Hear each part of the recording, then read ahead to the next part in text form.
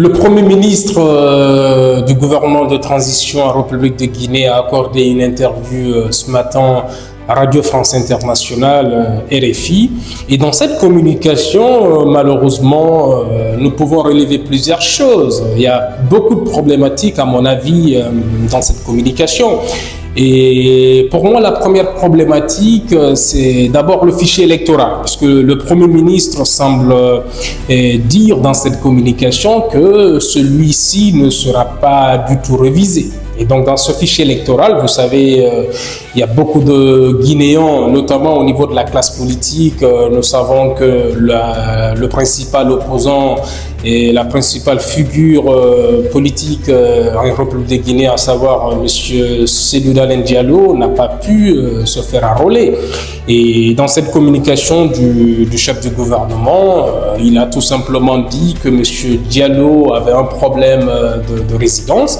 Mais moi, je voudrais aussi un peu parler des personnes, des citoyens lambda, par exemple.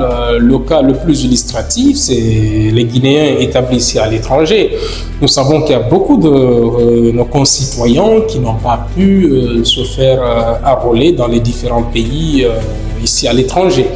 Donc, à part ça aussi, effectivement, quand le Premier ministre dit que typiquement, et que ce fichier électoral ne sera pas révisé, c'est problématique, puisque un fichier électoral, normalement, est appelé à évoluer. Donc, on peut dire que ce fichier électoral, ceux qui n'ont pas pu, par exemple, se faire recenser, ne pourront pas, d'une certaine manière, voter pour le référendum.